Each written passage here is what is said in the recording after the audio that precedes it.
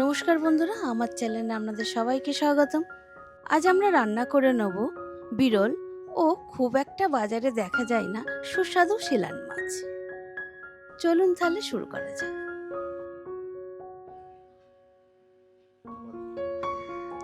এবার আমি মাছগুলো নিয়ে নিচ্ছি, ভালো করে পরিষ্কার করে আমি ধুয়ে নিয়েছি।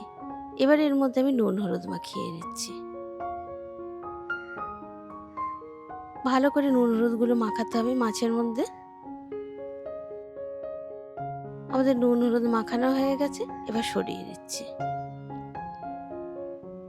এবার মাছে যে উপকরণগুলো লাগবে সেগুলো একটু দেখিয়ে দিচ্ছি।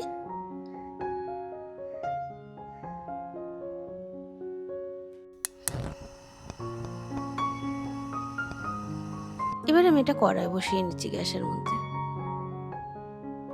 কড়ার মধ্যে আমি পরিমাণ মতো সরষের তেল দিয়ে দিচ্ছি।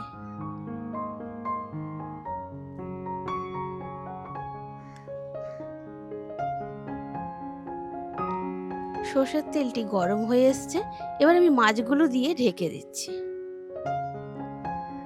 মাছগুলি আমার একটা সাইড ভালো মতন ভাজা হয়ে গেছে, খুব সাবধানে আমি উল্টে দিচ্ছি। আমাদের মাছগুলি ভালো মতন ভাজা হয়ে গেছে, এবার আমি তুলে নিচ্ছি।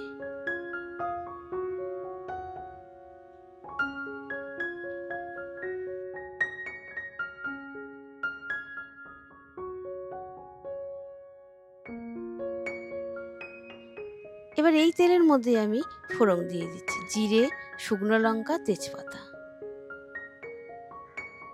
এবার এর মধ্যে আমি কেটে রাখা পেঁয়াজটা দিয়ে দিচ্ছি। পেঁয়াজটা আমি একটু হালকা করে ভেজে নেব।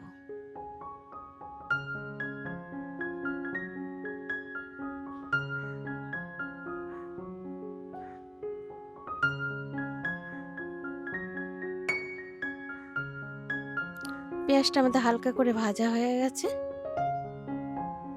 এবার এর মধ্যে আমি কেটে রাখা টমেটোটা দিয়ে দিচ্ছি, আদা রসুনের পেস্টটা দিয়ে দিচ্ছি, লঙ্কা গুঁড়োটা দিয়ে দিচ্ছি আর দইটা দিয়ে দিচ্ছি। এবার আমি সব উপকরণগুলো ভালো করে মিশিয়ে নেব।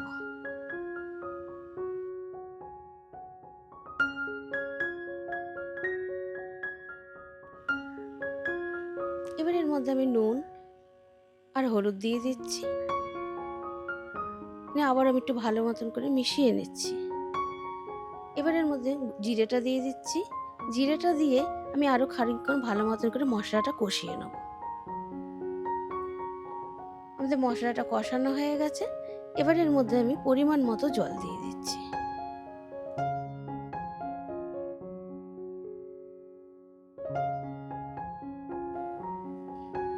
এবার এর মধ্যে আমি ভেজে রাখা মশলাটা দিয়ে দিচ্ছি আর স্বাদের জন্য অল্প আমি চিনি দিচ্ছি। এবার এর মধ্যে আমি ভেজে রাখা মাছগুলো দিয়ে দিচ্ছি, সামান্য গরম মশলা দিয়ে দিচ্ছি। এবার আমি গরম মশলাটা ভালো করে মিশিয়ে মাছগুলো একটু উল্টে পাল্টে দেবো।